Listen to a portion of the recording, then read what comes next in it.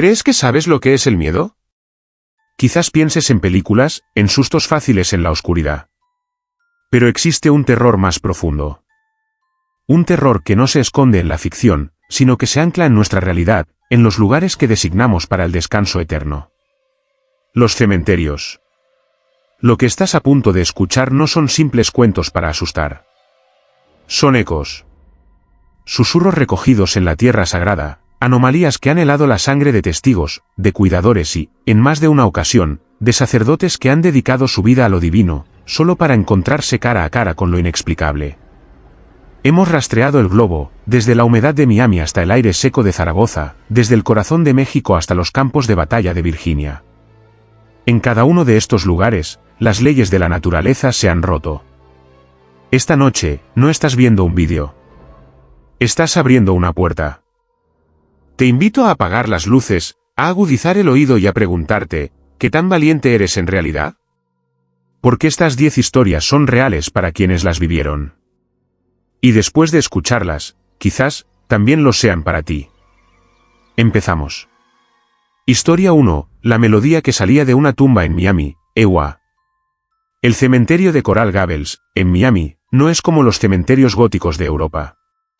Aquí, el sol de Florida blanquea la piedra y el césped es de un verde perpetuo, casi artificial.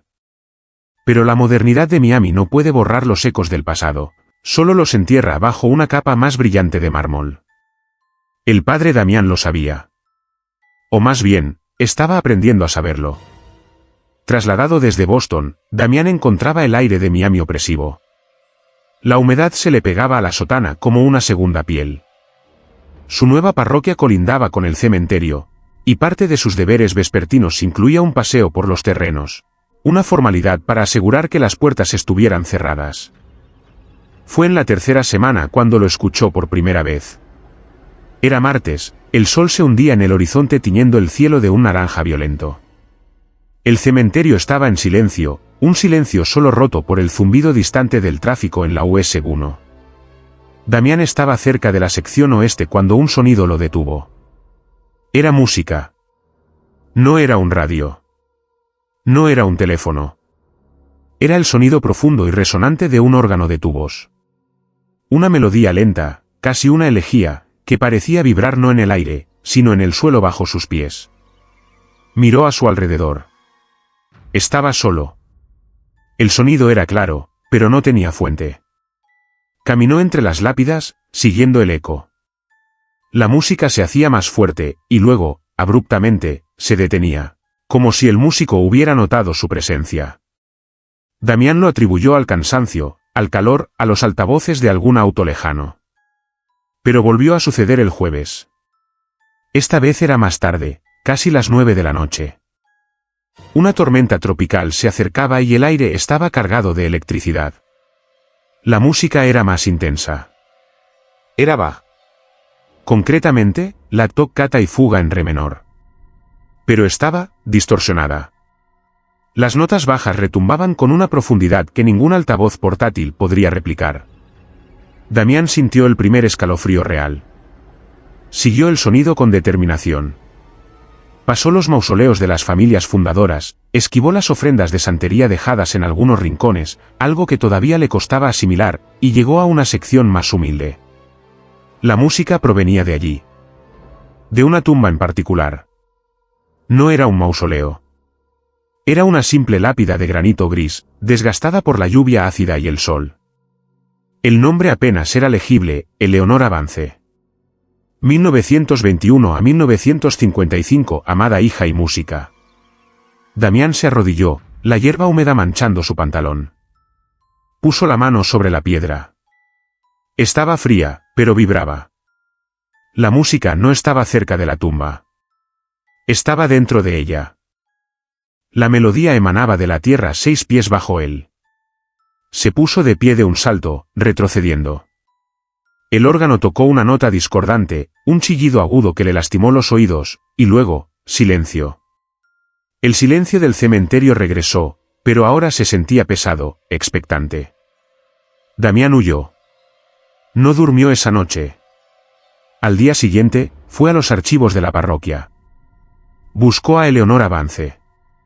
La historia era trágica y breve. Eleonora había sido un prodigio. A los 20 años, tocaba el órgano en las catedrales más grandes del país.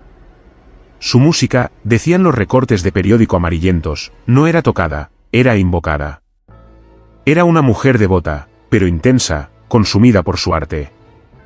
Murió en un accidente de coche una noche lluviosa, regresando de un concierto. La enterraron con un pequeño medallón, una réplica en miniatura del órgano de su iglesia natal. Damián regresó esa noche. Llevaba su estola morada y un frasco de agua bendita. Estaba preparado para un exorcismo, para una batalla espiritual. Esperó. La noche era clara, la luna casi llena.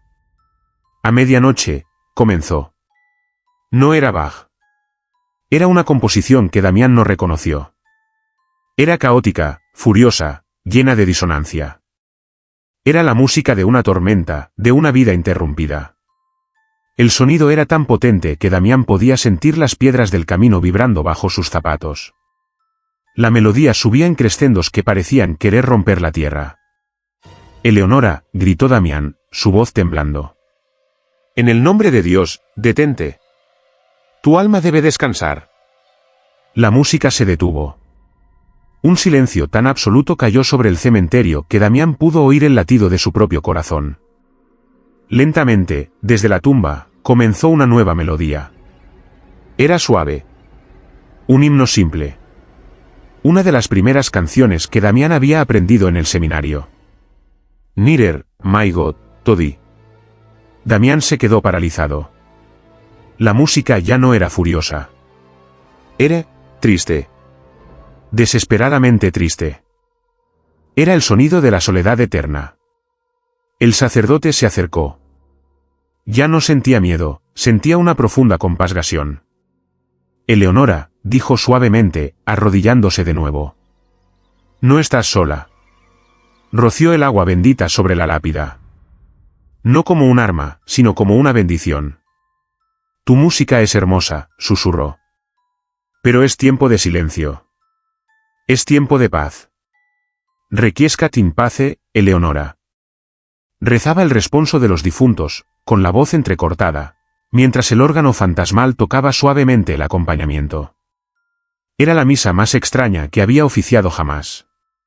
Cuando terminó la oración, la música se desvaneció. No se detuvo bruscamente. Simplemente se apagó, nota por nota, como un órgano cuyos fuelles se vacían de aire por última vez. El silencio que siguió fue diferente. Era paz. El padre Damián nunca volvió a escuchar el órgano. Se quedó en esa parroquia de Miami durante 20 años más. Pero cada martes, hasta el día de su propio retiro, dejaba una pequeña flor blanca sobre la tumba de Eleonora Vance. Nunca le dijo a nadie por qué. Pero a veces, cuando el viento soplaba entre las palmeras de Florida, le parecía oír, muy a lo lejos, el murmullo de un himno. Y él simplemente sonreía. La música del más allá puede ser aterradora, o puede ser una petición de paz. Si esta primera melodía ha tocado una fibra sensible en ti, dale a me gusta a este vídeo. Y suscríbete ahora y activa la campana, porque el siguiente sonido que escucharemos no es música. ¿Es el viento? Un viento que solo sopla entre dos lápidas en Michoacán. No querrás perdértelo. Historia 2, el viento que solo soplaba entre dos lápidas en Michoacán, México. En el corazón de Michoacán, hay pueblos donde el sol parece solidificarse. El calor es una presencia física, y el polvo lo cubre todo. En uno de estos pueblos se encuentra el Panteón de San Juan, un lugar tan quieto que uno puede oír el zumbido de los insectos a 100 metros de distancia. El padre Elías era el párroco de la iglesia adjunta. Un hombre de fe robusta y pocas palabras, que creía más en el trabajo manual que en los milagros. Había pasado los últimos 20 años en esta parroquia, y conocía cada centímetro del cementerio. Conocía la tumba del general revolucionario, la sección de los niños perdidos por la gripe de 1918, y conocía, aunque trataba de ignorarlas, las dos lápidas.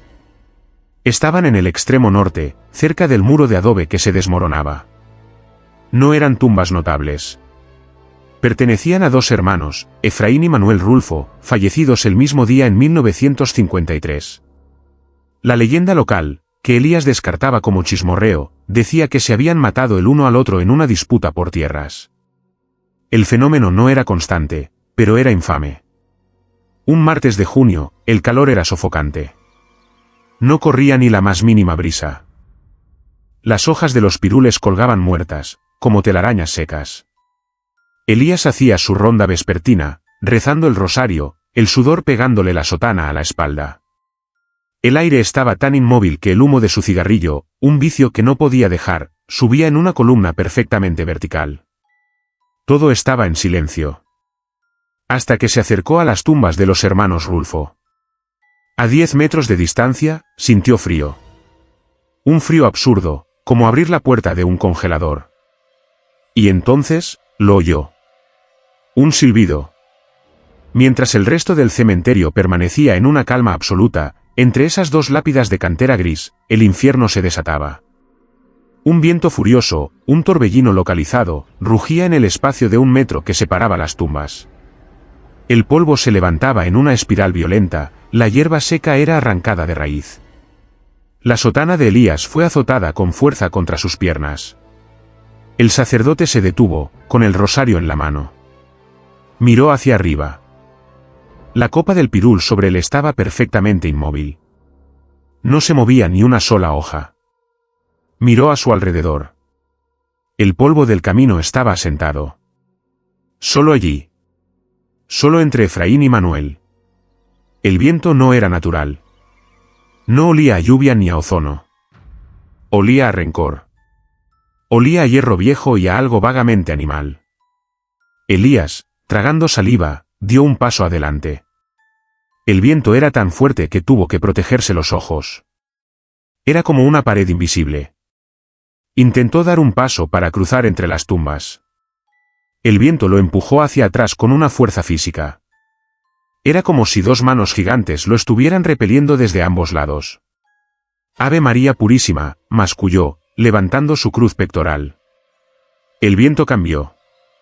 El silbido se convirtió en un gemido bajo, y luego en algo peor, susurros. Miles de voces, todas diciendo lo mismo, superponiéndose en una cacofonía de odio. Mátalo. Es tuyo. Nunca. Mío. Elías sintió que el pánico le subía por la garganta.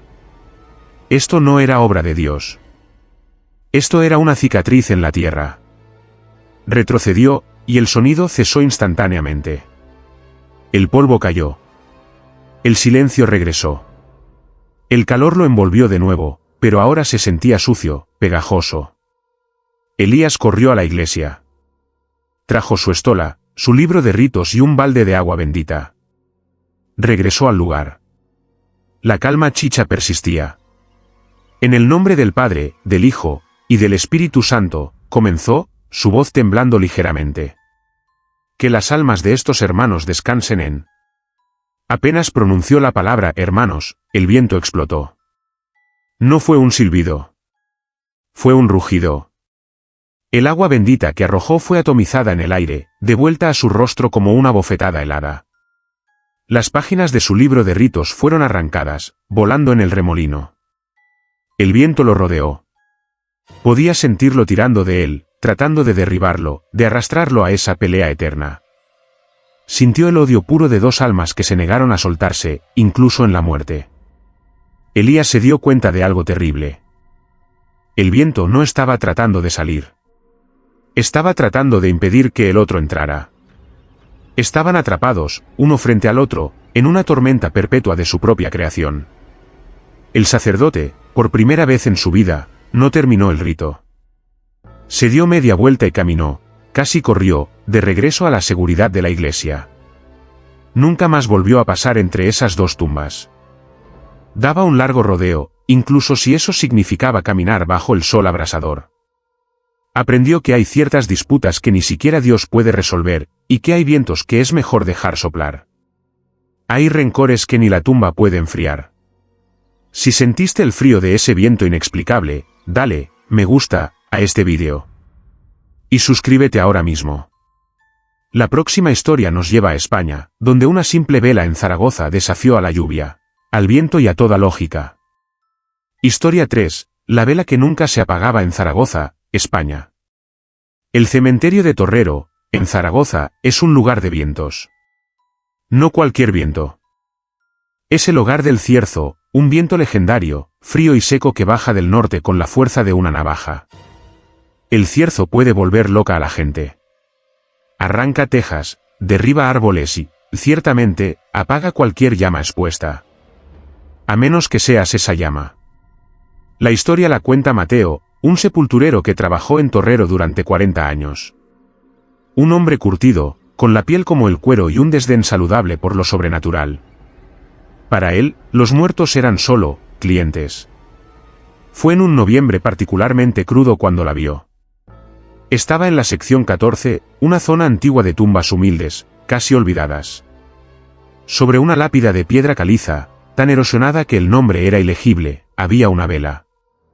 Una simple vela blanca, de las baratas, en un platillo de cerámica. Estaba encendida.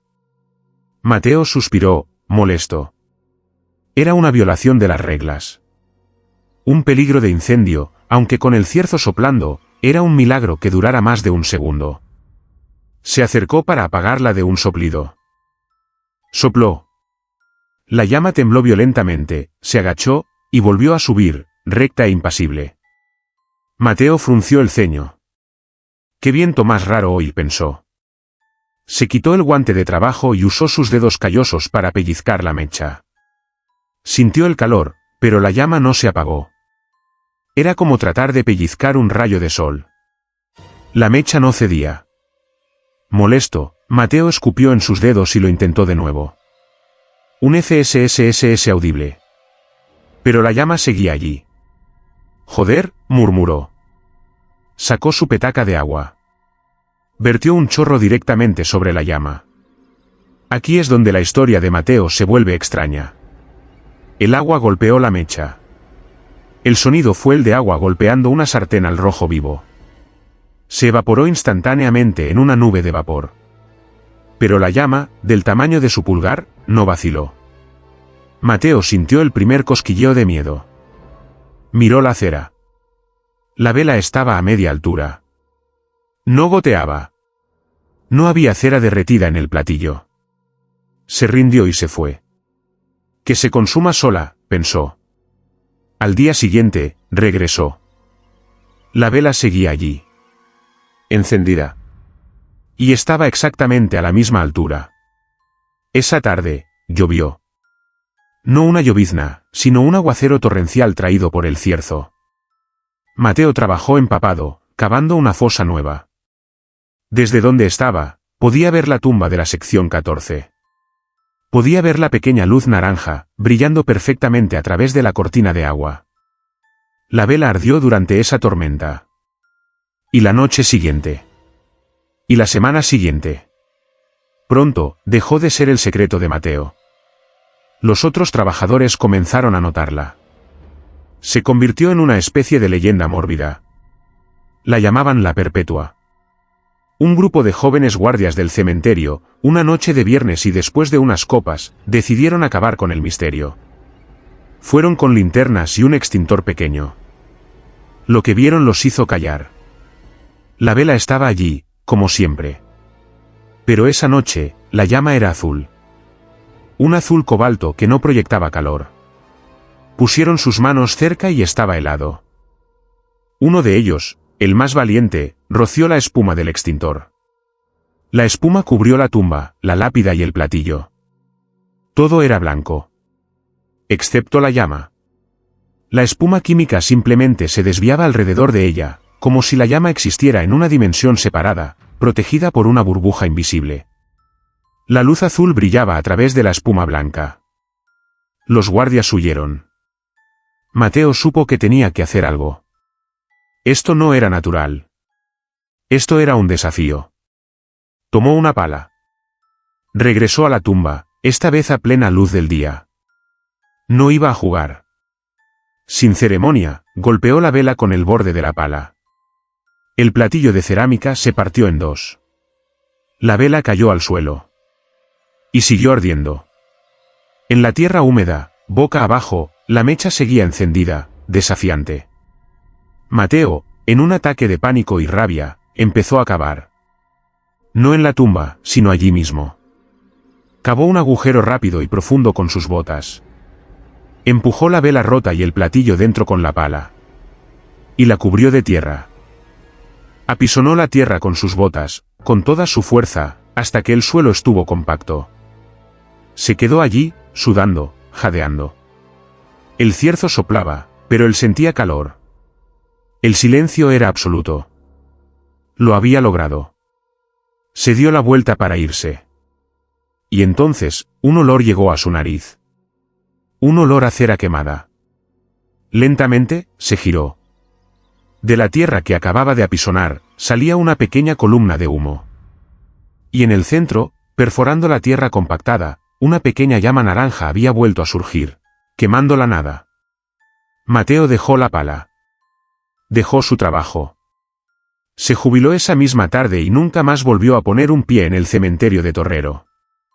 La vela, dicen algunos, sigue ardiendo bajo tierra. Una promesa que se niega a ser rota, o una advertencia que se niega a ser apagada. Sitie y después de la historia 3. Una llama que la lluvia no puede apagar y la tierra no puede enterrar. ¿Qué clase de promesa arde con tanta fuerza?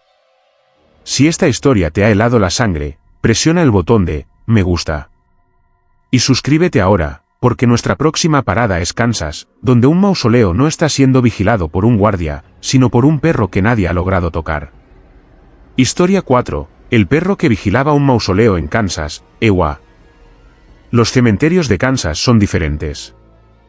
Son vastos, abiertos al cielo, y el viento de la pradera nunca deja de soplar, llevando consigo el olor a tierra y a distancia. En uno de estos cementerios, en las afueras de Atchison, se encuentra el mausoleo de la familia Estetellón. Es una estructura de granito oscuro, opulenta y fuera de lugar, con puertas de bronce macizo. Y tiene un guardián. La primera vez que se reportó al perro, la policía pensó que era un animal perdido. Los visitantes informaban de un gran perro negro, inmóvil como una estatua, sentado frente a las puertas de bronce del mausoleo. El oficial Hank Miller fue a investigar. Hank era un hombre pragmático. Había tratado con coyotes, perros salvajes y el ocasional puma. Un perro no lo asustaba. Vio al perro desde su patrulla. Era enorme. Un mestizo de color negro azabache, con el pelaje espeso. Estaba sentado, con la espalda recta, las orejas erguidas, mirando fijamente las puertas del mausoleo. Hank salió del coche. Tranquilo, chico. Estás perdido, dijo, con esa voz que usaba para calmar a la gente. El perro no se movió. No giró la cabeza. No ladró. No gruñó. Hank se acercó. A unos 15 metros, el perro giró lentamente la cabeza. Hank se detuvo en seco. Los ojos del perro. No eran ojos de perro. No eran marrones, ni azules. Eran de un amarillo pálido, como el azufre, y no reflejaban la luz del sol. Brillaban con luz propia. Y el perro, Hank se dio cuenta con un sudor frío, no estaba jadeando. No respiraba. Su pecho no subía ni bajaba. Era una estatua viviente. Vale, chico, dijo Hank, retrocediendo lentamente. Cuida la casa. El perro volvió a girar la cabeza hacia las puertas de bronce. La cosa se puso seria cuando la familia Estetellón, descendientes que vivían en la ciudad, quisieron acceder al mausoleo para un entierro. Llamaron a la perrera municipal. 2 hombres, equipados con lazos de captura y guantes gruesos, llegaron. El perro estaba allí, en su puesto. Se acercaron con confianza. El perro los observó. Uno de los hombres, el más joven, se abalanzó con el lazo. El perro no se movió para morder. No necesitaba hacerlo. Abrió la boca. El joven se detuvo, con el lazo a medio camino. El otro trabajador, más viejo, soltó una palabrota y retrocedió. El perro no tenía dientes normales. Tenía una hilera de colmillos negros, como agujas de obsidiana. Pero peor que eso, era el sonido que salió. No fue un ladrido. Fue un gemido bajo, un sonido gutural que parecía venir del fondo de la tierra. Era un sonido que vibraba en el pecho. El joven que estaba cerca se llevó las manos a la cabeza y cayó de rodillas, gritando, antes de desmayarse. El perro cerró la boca. El sonido se detuvo. Siguió sentado. El trabajador mayor arrastró a su compañero de vuelta al camión y se fueron, dejando el mausoleo a su guardián. La leyenda creció. ¿Quién era el perro? Pertenecía al último Tellón enterrado allí, un hombre malvado, un recluso del que se decía que practicaba las artes oscuras. ¿Era su familiar, su demonio guardián? Un equipo de televisión local intentó filmarlo. La cámara no funcionaba. Las baterías se agotaban instantáneamente. Las grabaciones de audio solo captaban un estruendo de estática ensordecedora. El perro nunca comía. Nunca bebía. Nunca dormía. En la nieve del invierno, el área a su alrededor permanecía limpia. Bajo el sol del verano, no buscaba la sombra. Un sacerdote intentó acercarse con agua bendita. El agua hirvió y se evaporó de su frasco antes de que pudiera arrojarla. El clímax ocurrió cuando un grupo de adolescentes, borrachos y estúpidos, decidieron encargarse del perro. Fueron de noche, combates de béisbol. Nadie sabe qué pasó exactamente. Hank Miller los encontró al amanecer. Estaban en la entrada del cementerio, acurrucados juntos, catatónicos. Estaban ilesos, pero sus cabellos se habían vuelto blancos. Ninguno de ellos volvió a hablar coherentemente. Solo repetían una palabra, los ojos. La familia Tellón finalmente renunció. Sellaron el mausoleo de forma remota, contratando a una compañía de construcción para verter concreto en la entrada, desde el otro lado del cementerio, usando una grúa. Pero el perro no se fue. Simplemente cambió de posición. Ahora se sienta sobre el concreto fresco, de espaldas a las puertas selladas. Hank Miller, ahora retirado, a veces conduce por allí. Y empieza a entender la verdad. El perro no está impidiendo que la gente entre. Está impidiendo que algo, o alguien, salga. Un guardián silencioso, una tumba sellada y un terror que enmudece. ¿Te atreverías a acercarte? Si la lealtad de este guardián te ha inquietado, deja tu me gusta. Suscríbete y mantente alerta. Porque en Baja California, no es un perro lo que te hiela. Es una voz. Una voz que pide perdón, una y otra vez, en la oscuridad. Historia 5, la voz que pedía perdón en Baja California, México. El cementerio de El Zacatal, en Baja California, está al borde de la nada. Es un lugar de cruces de madera desgastadas por el sol y flores de plástico que han perdido su color. Está cerca de la autopista, y el único sonido constante es el de los camiones pasando a lo lejos. Pero si te quedas hasta el atardecer, el sonido de los camiones desaparece, y comienza el otro sonido. Don Arturo era el velador. Un hombre mayor que había aceptado el trabajo porque le gustaba la paz. Solía sentarse en una silla de plástico junto a la entrada, bebiendo café y escuchando la radio. La primera vez que la oyó, pensó que era un doliente tardío. El sol se hundía, tiñendo las montañas de un púrpura profundo. La radio de Arturo falló, emitiendo solo estática. En ese silencio repentino, la escuchó. Perdóname. Era una voz de hombre. Baja, rota. Llena de una angustia tan pesada que era casi tangible. Arturo se levantó. ¿Hola? ¿Hay alguien ahí?, gritó hacia las tumbas. Perdóname. Vino de la sección oeste. Arturo caminó hacia allí con su linterna. El rayo de luz cortaba la oscuridad creciente. ¿Quién anda ahí? El panteón está cerrando. Perdóname. La voz estaba más cerca. Parecía venir de detrás de un gran mausoleo de mármol blanco. Arturo bordeó la estructura, esperando encontrar a un hombre llorando. No había nadie. El aire estaba quieto. Perdóname. La voz sonó justo a su lado. Justo en su oído. Arturo saltó hacia atrás, soltando la linterna. La luz rodó por el suelo, iluminando una tumba simple. Y la voz continuó. Perdóname. Perdóname. Perdóname. No era una conversación. Era un bucle. Como un disco rayado de pura agonía. Arturo recogió su linterna y corrió. Se encerró en su pequeña caseta y no volvió a salir esa noche, mientras la voz continuaba su letanía hasta el amanecer. Se acostumbró. O eso se decía a sí mismo.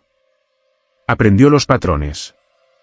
La voz comenzaba exactamente cuando el último rayo de sol desaparecía. Siempre era la misma voz masculina. Siempre la misma palabra. A veces era un susurro. A veces un grito ahogado. Perdóname. Una noche, un grupo de investigadores de lo paranormal le pidió permiso para grabar. Arturo se encogió de hombros. Es su tiempo. Instalaron sus grabadoras de alta sensibilidad, sus medidores de EMF y sus cámaras térmicas. Al atardecer, comenzó. Perdóname. Los investigadores se emocionaron. Los medidores de EMF se dispararon. Las cámaras térmicas no mostraron nada, pero las grabadoras captaron la voz. Uno de los investigadores, un joven engreído, dio un paso adelante. Te perdonamos. En el nombre de Dios, te perdonamos. Ahora cruza. Hubo un silencio. Un silencio tan largo y pesado que Arturo sintió que el aire se espesaba. Luego, la voz regresó. Pero no era un susurro. Era un rugido. Un rugido que salió de todas las grabadoras al mismo tiempo, tan fuerte que los altavoces explotaron. Perdóname. Y la voz ya no estaba en la sección oeste. Estaba en todas partes. Salía de la tierra, de los árboles, de la caseta de Arturo. Perdóname. Perdóname. Perdóname. Los investigadores huyeron, dejando atrás su equipo de miles de dólares. Arturo se metió bajo su escritorio, rezando el Padre Nuestro tan rápido que las palabras se atropellaban. La voz continuó durante horas, un asalto sónico de pura desesperación. Al amanecer, cesó. Arturo salió temblando. El equipo de grabación estaba fundido. Había un olor a ozono y a carne quemada en el aire. Nunca supo quién era la voz.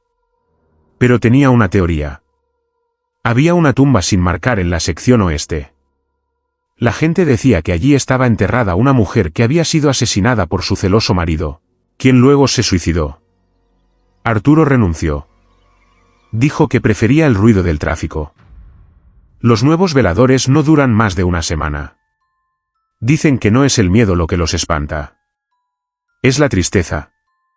Porque la voz no busca el perdón de Dios. Busca el perdón de la mujer en la tumba sin marcar. Y ella, al parecer, se niega a dárselo. Y así, él está condenado a preguntar, y ella a escuchar, por toda la eternidad. Una súplica eterna, un perdón que nunca llega. ¿Puede el arrepentimiento convertirse en su propia prisión? Si esta voz te ha hecho reflexionar, deja tu me gusta. Suscríbete al canal. Porque en Valladolid, España, no oiremos voces, sino campanas.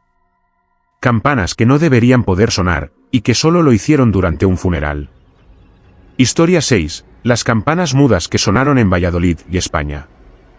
En los terrenos de un monasterio abandonado en las afueras de Valladolid, hay una pequeña iglesia y un cementerio. La iglesia no se usa desde hace un siglo. Su campanario es un esqueleto de piedra, y sus campanas, dos moles de bronce verde por el tiempo, están agrietadas. Sus badajos fueron retirados en 1930. Las campanas estaban, para todos los efectos, mudas. El cementerio, sin embargo, todavía era utilizado por las familias más antiguas del pueblo cercano. Un frío día de enero, se celebraba el funeral de doña Inés de la Vega. Una mujer conocida por su piedad casi fanática, pero también por un temperamento de hierro y una fortuna considerable. El padre Alonso, un hombre joven que servía en el pueblo, oficiaba la ceremonia. Era un día gris, sin viento. Los pocos asistentes estaban agrupados alrededor de la fosa abierta. Alonso leía los ritos finales. El silencio era absoluto, solo roto por el llanto de una sobrina lejana. Te rogamos, Señor, por tu siervo, nuestra sierva Inés, que ha muerto a este mundo. Y entonces, sonó. Clan. No fue un repique claro y musical. Fue un sonido horrible. Un sonido metálico, seco, como si alguien hubiera golpeado un tanque de metal gigante con un martillo. Todos se congelaron. El sonido había venido, inconfundiblemente, del campanario en ruinas. El sacristán miró al padre Alonso, pálido. Imposible, padre. Las cuerdas no existen. Alonso, perturbado, intentó continuar. Dale, señor, el descanso eterno. Clan. Clan. Más fuerte esta vez. Un ritmo lento, arrítmico. Los asistentes miraron hacia el campanario. Y lo vieron. Las dos campanas, verdes y agrietadas, se estaban moviendo. Se balanceaban lentamente, con un chirrido que arañaba los nervios. No había cuerdas. No había nadie. Clan. La vibración era tan baja que se sentía en el pecho, en el suelo. La tierra bajo sus pies vibraba con cada golpe. Es un milagro, gritó la sobrina. Los ángeles la reciben. Pero el padre Alonso no sintió la presencia de ángeles. Sintió un frío que no era del invierno. Clan. El sonido no era de bienvenida. Era una alarma. En ese momento, los 4 hombres que sostenían el ataúd de doña Inés soltaron un grito ahogado. El ataúd, un pesado féretro de roble, estaba vibrando. Nos está empujando, gritó uno de ellos. El ataúd se sacudía con tal violencia que casi los derriba. Clan. Clan. Clan. Las campanas ahora sonaban frenéticamente, un estruendo caótico y desesperado. Y con cada golpe, el ataúd se volvía más violento. Bajadlo, gritó Alonso. Lucharon por colocar el ataúd sobre las correas para descenderlo a la fosa. Apenas lo soltaron, el ataúd cayó con un golpe sordo al fondo. Y se hizo el silencio. Las campanas dejaron de sonar. Instantáneamente. El eco murió como si nunca hubiera existido. El silencio que cayó fue peor que el ruido. Los asistentes se miraban, aterrorizados. Entonces, desde el fondo de la fosa, se oyó un sonido. Un golpe. Toc. Desde dentro del ataúd. Toc. Toc. Toc. Alguien estaba golpeando la tapa, débilmente. La sobrina se desmayó. Los portadores del féretro retrocedieron. Toc. Toc. Y luego, un arañazo. El padre Alonso sintió que el alma se le caía a los pies. Miró al campanario. Las campanas estaban inmóviles. Se dio cuenta de la terrible verdad. Doña Inés no había sido enterrada viva. Eso era imposible. Las campanas no sonaban para darle la bienvenida al cielo. Sonaban para advertir a la tierra. Las campanas mudas, que habían callado durante 100 años, rompieron su silencio no para celebrar una vida piadosa, sino para anunciar que algo que no era doña Inés, estaba intentando ocupar su lugar. Y que ahora, estaba atrapado bajo tierra. El padre Alonso, con una voz que no reconoció como suya, ordenó: enterradla. ¡Rápido! Nadie dijo una palabra mientras las palas de tierra golpeaban la madera. Los golpes desde adentro continuaron hasta que la última pala de tierra cubrió el ataúd.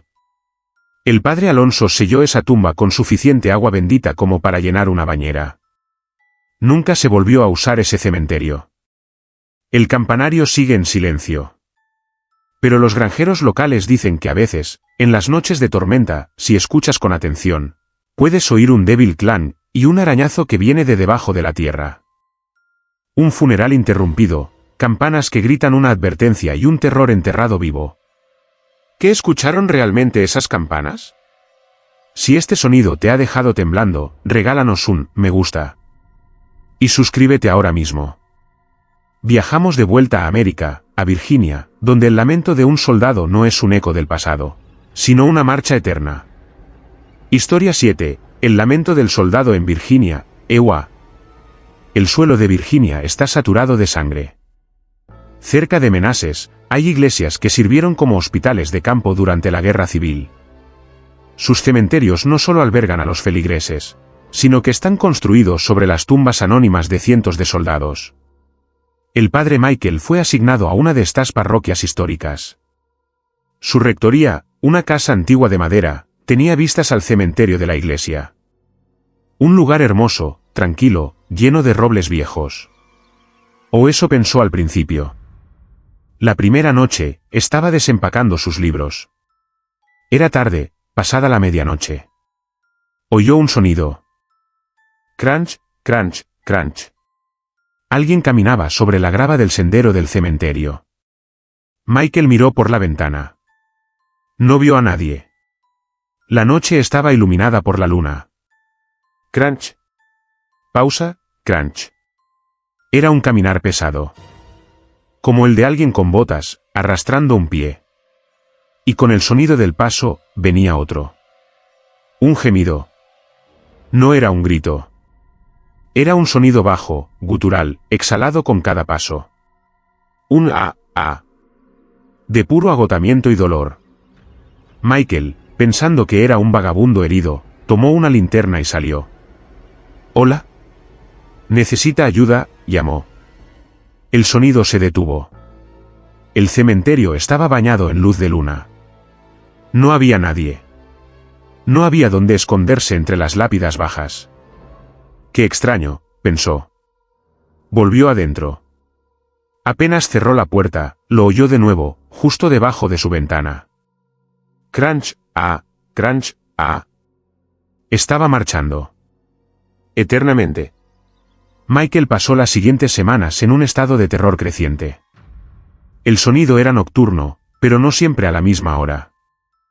A veces comenzaba al atardecer, a veces a las 3 de la madrugada. El soldado fantasma, como empezó a llamarlo, tenía una ruta. Comenzaba cerca de un viejo roble, seguía el sendero de grava durante unos 20 pasos. Se detenía donde debería haber estado una antigua línea de trinchera, y luego, el silencio. Pero el silencio era lo peor. Después de que los pasos se detenían, Michael oía 3 sonidos, siempre en el mismo orden, un suspiro pesado, el sonido metálico de un rifle cayendo sobre la piedra, y un golpe sordo y húmedo, como el de un cuerpo pesado cayendo al barro. Luego, la nada. Hasta la noche siguiente. Michael investigó. Habló con los historiadores locales. Le mostraron un diario. Pertenecía a un soldado de la Unión que había sido herido en la batalla de Bull Run. El diario describía cómo había sido herido en el estómago y se había arrastrado durante la noche, buscando agua. Camino, y caigo, escribió. La luna está brillante. Veo una iglesia. Un roble. Si puedo llegar al roble, estaré a salvo. Marcho. Me arrastro. Marcho. El soldado nunca llegó. Murió a pocos metros del roble, donde ahora estaba la rectoría de Michael. Michael, sintiendo una profunda compasión, decidió que el soldado necesitaba sus últimos sacramentos. Esa noche, cuando los pasos comenzaron, Michael salió. Llevaba su estola y el aceite de la extremaunción. Crunch, crunch, El sonido estaba a pocos metros de él, pero no veía nada. El aire estaba frío. Soldado, dijo Michael, su voz temblando. Tu guerra ha terminado. Estás a salvo. Descansa en paz. El sonido de los pasos se detuvo, pero no en el lugar habitual. Se detuvo justo frente a Michael. Sintió el frío.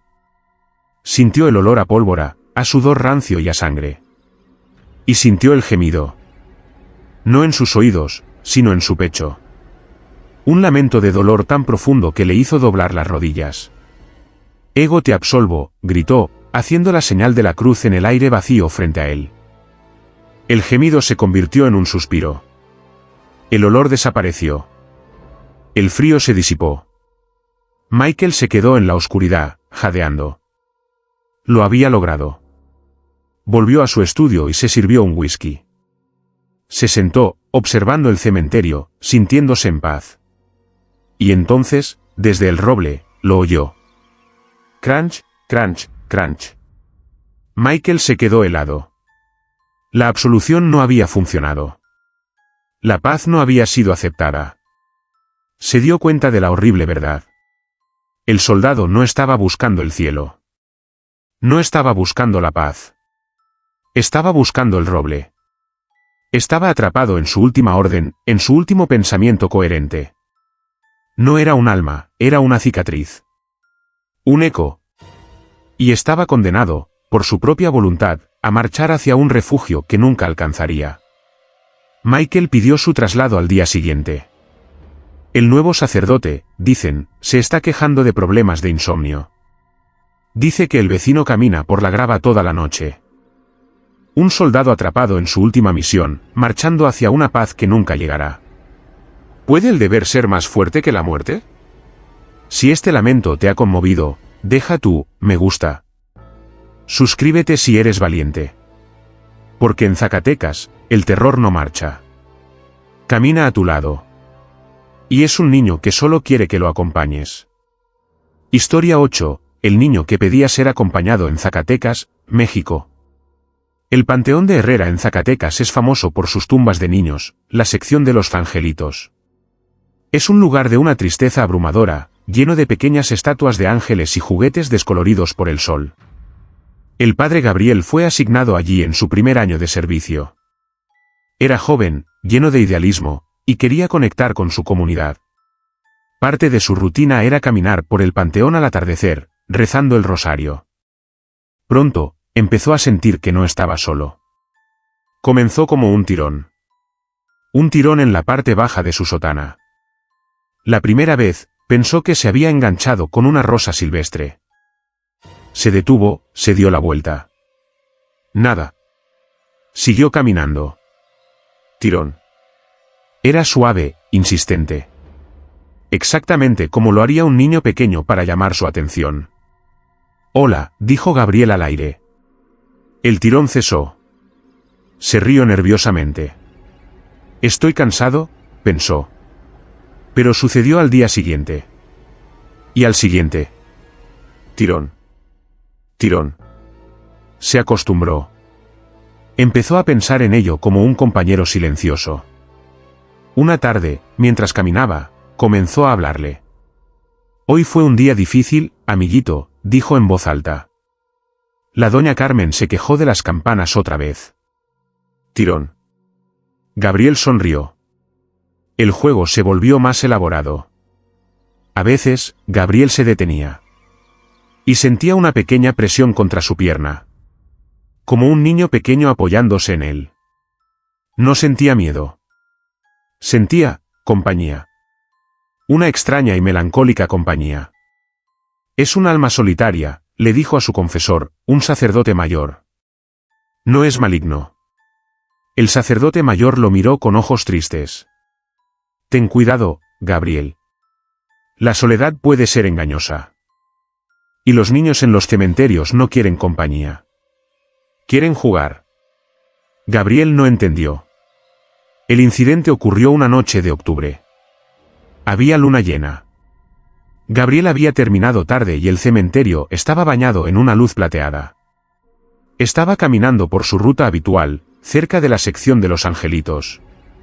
Sintió el tirón en su sotana. Hola, dijo Gabriel, sonriendo. El tirón no se detuvo. Tirón. Tirón. Tirón. Era más fuerte. Más insistente. Tranquilo, tranquilo, dijo Gabriel. Y entonces, sintió algo que nunca había sentido antes. El tirón dejó su sotana, y agarró su mano. Gabriel se congeló. No vio nada.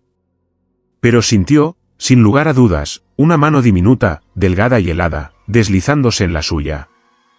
Sus dedos eran fríos como el mármol, y su agarre era sorprendentemente fuerte. El miedo, un miedo paralizante y absoluto, lo inundó.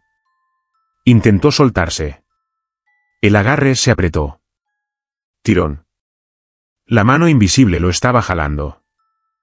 Lo estaba jalando fuera del sendero, hacia la parte más oscura de la sección de los angelitos. Gabriel tiró con fuerza. ¡Suéltame! En el nombre de Cristo, suéltame. La mano no lo soltó. y por primera vez, oyó su voz. No fue en sus oídos. Fue directamente en su cabeza. Ven. Era la voz de un niño. Clara, pero sin emoción. Ven a jugar. Lo estaba arrastrando. Gabriel tropezó, cayendo de rodillas. La mano fría tiraba de él. Acompáñame. Acompáñame. No, gritó Gabriel. Sacó su rosario de su bolsillo con la otra mano. Te ordeno que me sueltes.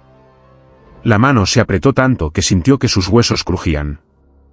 No estás solo. Acompáñame. Gabriel, en un acto de pura desesperación, golpeó la mano invisible con la cruz de metal de su rosario. Hubo un chillido. Un chillido agudo, inhumano, que pareció hacer vibrar el aire. La mano desapareció. El frío se fue. Gabriel se quedó allí, jadeando en el suelo, con el corazón latiendo tan fuerte que creía que iba a morir. Miró su mano. Donde la pequeña mano lo había agarrado, tenía 5 marcas rojas, como quemaduras por congelación. ¿Corrió? Corrió y no se detuvo hasta que estuvo en la iglesia, frente al sagrario, temblando. Al día siguiente, Gabriel pidió ser reasignado a la oficina diocesana, lejos de cualquier cementerio. El sacerdote mayor fue a visitar la tumba. Era la de un niño llamado Mateo, muerto en 1890. La leyenda decía que había muerto solo en un orfanato, y que su único deseo era tener a alguien que lo acompañara. El sacerdote mayor dejó un pequeño coche de juguete en la tumba. «Déjalo en paz», susurró al aire. Pero como él mismo había dicho, los niños en los cementerios no quieren compañía. Quieren jugar. Un compañero invisible, una mano helada y una petición que no puedes rechazar. ¿Jugarías con él? Si esta historia te ha agarrado la mano, presiona el botón de «Me gusta». Suscríbete, porque la marca que veremos a continuación no es de un juego. En Cádiz, España, una mano aparece cada noche, desde dentro de la piedra. Historia 9, la mano marcada en la piedra en Cádiz, España. El cementerio de San José en Cádiz es un lugar de belleza y decadencia. Está junto al mar. El sonido constante de las olas y el olor a sal lo impregnan todo. Pero el aire salino es brutal con la piedra. Corroe el mármol y borra los nombres. Isabella era una restauradora de arte, contratada para salvar algunas de las tumbas más antiguas. Era una mujer de ciencia. Creía en la química, en los solventes y en el trabajo meticuloso. Estaba trabajando en una lápida de 1850. Una losa de mármol blanco, notablemente lisa y sin inscripciones, que marcaba una fosa común. Su trabajo era limpiarla de los siglos de sal y líquen. El primer día, trabajó hasta el atardecer, limpiando y puliendo meticulosamente la superficie. Cuando se fue, la losa estaba impecable, un espejo blanco bajo la luna. A la mañana siguiente, cuando regresó, vio el vandalismo. Justo en el centro de la losa, había una marca de mano. «Malditos críos», masculló. Era una huella perfecta. Una mano derecha, delgada. Parecía hecha con aceite o grasa. Isabella sacó sus solventes. Frotó. La mancha no salía. Frotó con más fuerza. Usó un limpiador abrasivo suave. La mancha persistía. Era como si no estuviera sobre la piedra, sino en la piedra. Finalmente, después de una hora de trabajo agotador, la marca desapareció. Esa tarde, puso una pequeña lona sobre la lápida. «Que lo intenten ahora», pensó. A la mañana siguiente, la lona estaba en el suelo, a 1 metro de distancia. No había viento esa noche. Y en la piedra lisa, la mano estaba allí de nuevo. Mismo lugar. Misma mano. Isabella sintió un escalofrío. Esta vez, la examinó de cerca. La marca fresca no estaba húmeda. No olía. Pero, parecía más oscura que el día anterior. Los contornos eran más nítidos. Limpió la piedra otra vez. Le costó el doble de tiempo. Esa noche, no se fue a casa. Se escondió. Se sentó detrás de un mausoleo cercano, con una cámara digital y un termo de café. Estaba decidida a atrapar al vándalo. Esperó. Medianoche. La 1. Las 2. Nada. El cementerio estaba en silencio, solo el rugido del océano. A las 3:15 de la madrugada, casi se había quedado dormida. Entonces, oyó un sonido. Un arañazo. Vino de la lápida. Isabella levantó la cámara. Enfocó. La piedra estaba limpia. Oyó el sonido de nuevo. Chasquido. Como de una piedra pequeña golpeando otra. Y entonces, lo vio. Ante sus ojos, desde el interior de la losa de mármol, la marca de la mano comenzó a aparecer. No fue instantáneo. Fue lento. Como una fotografía desarrollándose. Primero, la palma. Luego, los dedos. Se oscureció, pasando de un gris pálido a un negro aceitoso. Isabella no respiraba. La mano apareció. Y se quedó allí. Pero no fue el final. El mármol alrededor de la huella comenzó a agrietarse. Pequeñas fisuras, como una telaraña. Y la piedra, bajo la huella de la mano, comenzó a abultarse. Se estaba moviendo. Algo, desde el otro lado, estaba presionando. Estaba presionando con tanta fuerza que el mármol de 200 años estaba cediendo. Isabella dejó caer la cámara.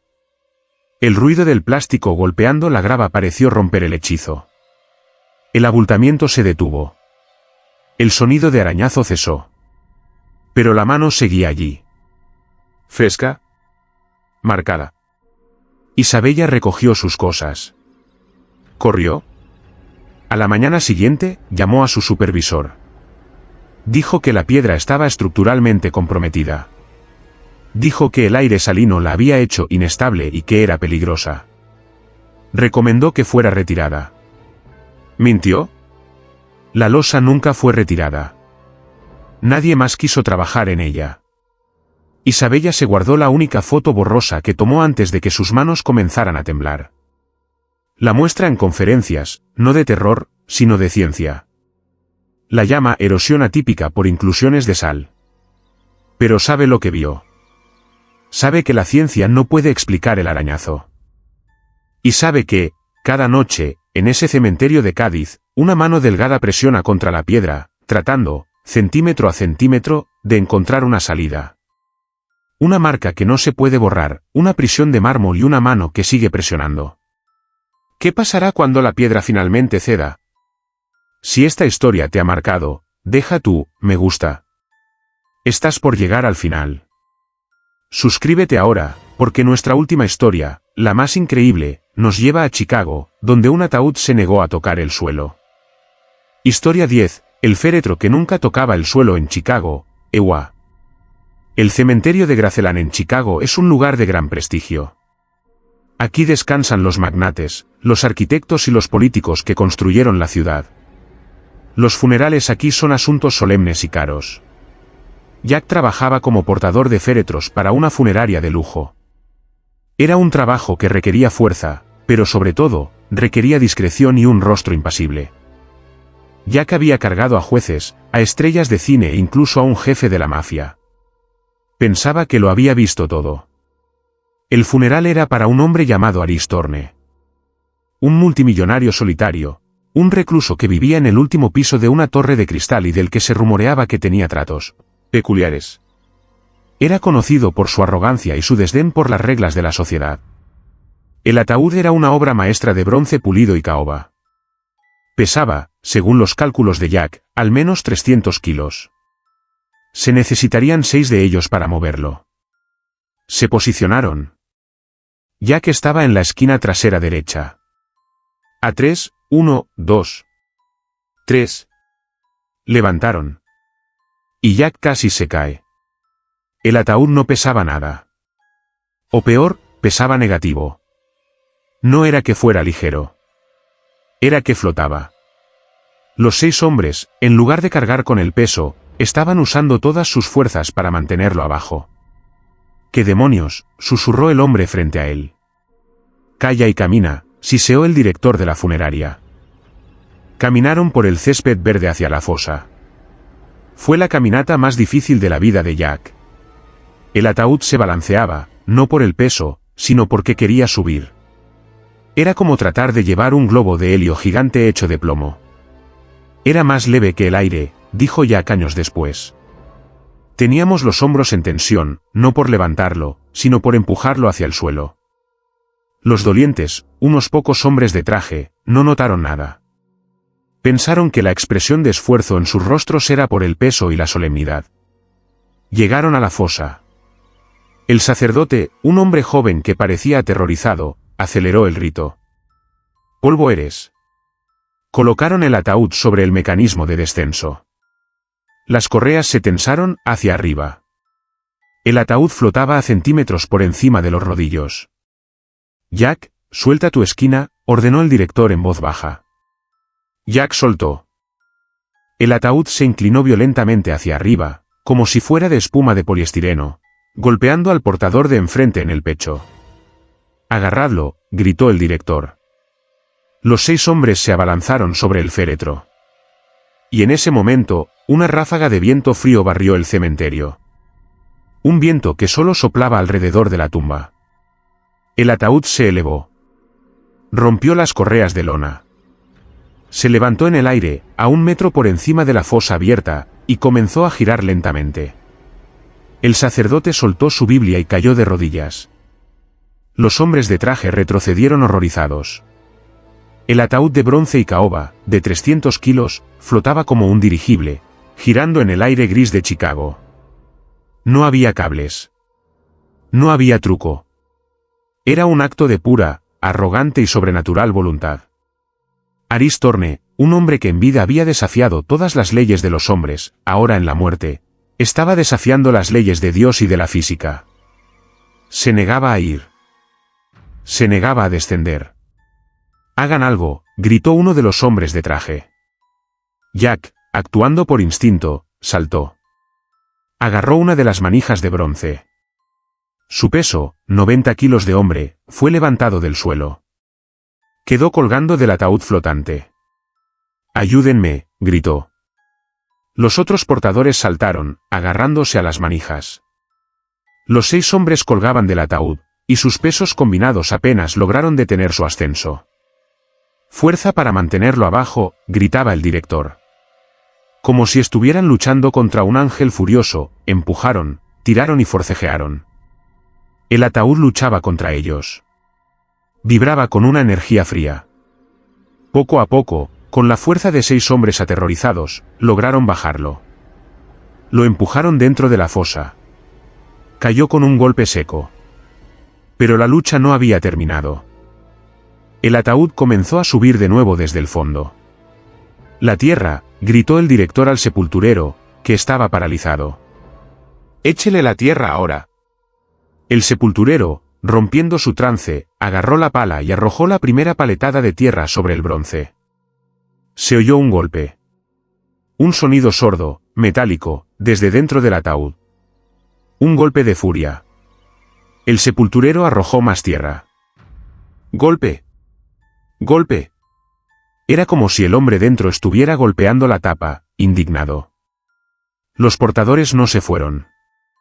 Agarraron palas y empezaron a enterrarlo. Los 6, sudando, cubiertos de barro, enterraron a Aris Thorne a una velocidad frenética, mientras los golpes de rabia sonaban desde abajo. Solo cuando la última pala de tierra cubrió la fosa, los golpes cesaron.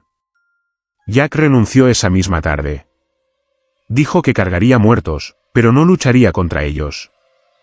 La tumba de Aris Thorne es hoy un montículo de hierba. Pero los jardineros de Graceland dicen que la hierba sobre esa tumba nunca crece bien. Siempre está marrón, como si la tierra misma lo estuviera rechazando. Como si, incluso bajo toneladas de tierra, el hombre del interior siguiera intentando subir. Algunas almas se niegan a descansar. Se aferran a sus vidas, a su rabia, o a su orgullo, con tanta fuerza que ni la muerte puede doblegarlos. Has escuchado 10 historias. 10 ecos de lo imposible.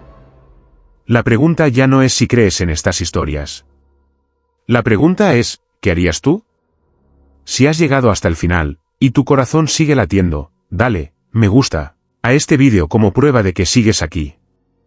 Y suscríbete. Porque la oscuridad está llena de historias, y apenas hemos comenzado a escuchar. Hasta la próxima.